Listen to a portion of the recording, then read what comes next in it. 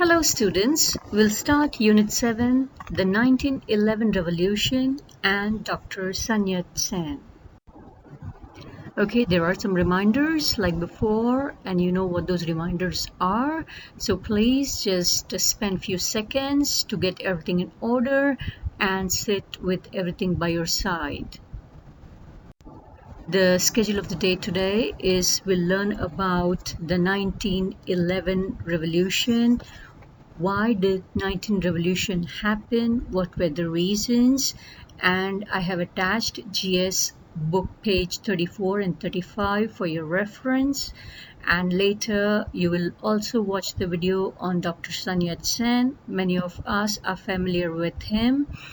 And lastly, you have homework, that is Unit 7 glossary. Let's begin the lesson, the 1911 Revolution. We'll start with the 1911 Revolution. We'll look at how this revolution started and why it started, who were the key players in starting the revolution, and what are the reasons behind this 1911 revolution and what happened to China after the big revolution. Look at the picture here. Now when we learn about the 1911 revolution, it's very important that we learn about Empress Dowager Cixi. She was a very important, a key person in the fall of Qing dynasty. Now, have you ever seen a film or drama series about the story? If no, go to the YouTube and try and watch some drama series, or go to the ETV website. They have some important good documentaries about Empress Dowager Cixi.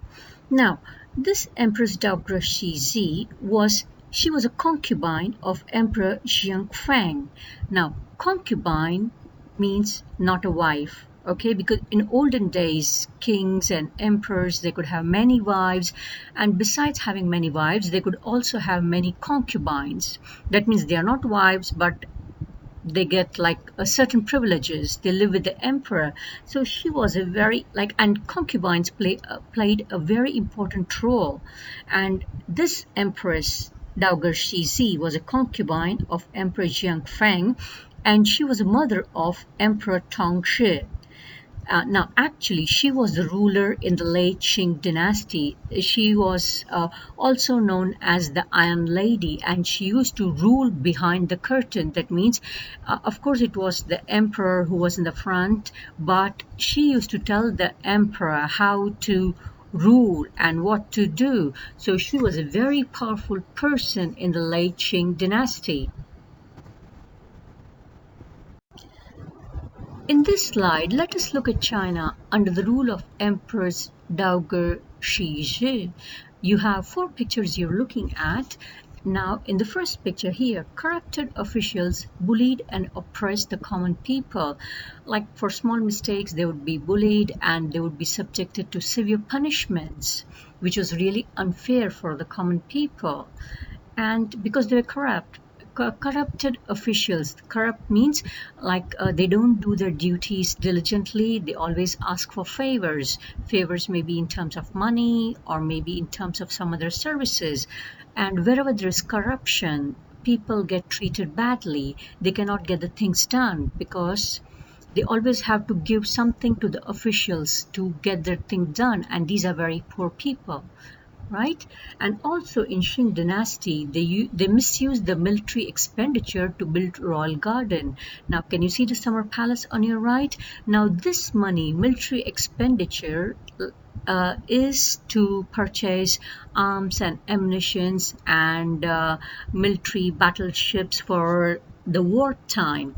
But here, the Qing dynasty, they diverted the funds, and instead of using it for military purposes, they used it for their own benefit. They used it to build their summer palace and other palaces for their comfort and entertainment. China was invaded by many Western countries many times. You can see picture 3, like there are many foreign troops. Now, when do we have foreign troops coming to our country many times? Only when the internal system or the internal government is very corrupt. They cannot take care of the people. They treat the people badly, and money is used in different reasons, like we saw in our last lesson, Unit 6, Opium Wars. Like people were addicted to opium, and because of the addiction, they could not do anything. And the Britishers like made good use of that situation. Similarly, in many situations, when the government is corrupt, officials are corrupt, no one's doing their job, it's possible for a country to be invaded by external forces many times, and that's what happened in China. Now, because of this, the Qing government was forced to sign many unequal treaties. Now, we know we have learned the meaning of this term unequal treaties in the past. That means it's not equal. It's just that they have to pay a lot of money to the foreigners. They have to give away a big part of their land, or they have to make a lot of compromises, which is not fair on Chinese people.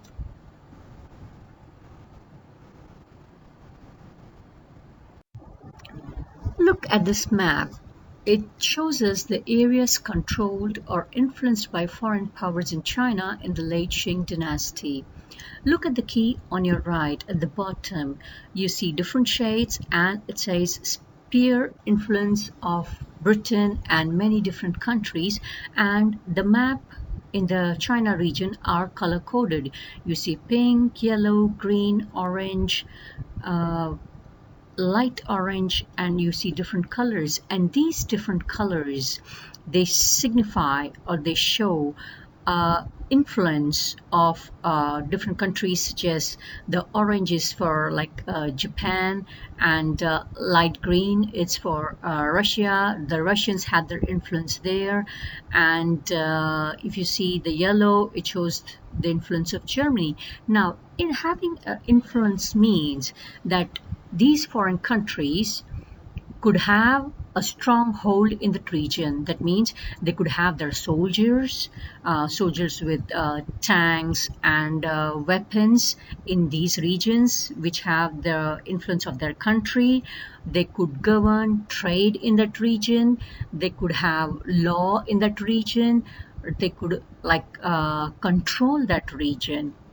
Just imagine how unfair it is to the people of China having foreigners to take like control of the places where they were living. Now you compare this map with the relief map of China on page 6, and you can see the areas that are controlled or influenced by foreign powers. How important were these areas to China? We did the relief map on China, and we know that the parts like where the river flows, the eastern region and the western region, and all these different regions, they have its own significance. They are important commercial and cultural regions of China. Look at these two pictures. You see, it says foreigners could make legal decisions on their own in some parts of China. Now, what do you mean legal decisions? Now, say for example, we go to the US, okay? We're traveling to the US and something happens to us in the US. Now, we have to follow the law and order and the jurisdiction of the US government. No other government can do anything there. Right? We cannot say, okay, I'm from Hong Kong and I'm going to follow Hong Kong law. That's not done. Here, the foreigners who control different parts of China, they could get their own legal decision in some part of China. So China could not do anything here. And also, these foreign soldiers, they supervise the Chinese to kill their countrymen. How cruel and barbarian is that? Asking your own country people to kill the brothers. Now, how would you feel if you're living in China during that period of time? You could feel angry, frustrated, not fair, you would want to do something. Could the people at the time vote against the Qing government? If yes, why? Or if no, give me a reason. Do you think China had a democratic system at the time? Could people vote? Think about it. Do some research. What would you suggest to improve the situation? In your opinion, if something happens like this, and these are all result of unequal treaties signed by the Qing government in the past, that people have to suffer such consequences, what would you do if you were a citizen during that time, during that era? Think about it.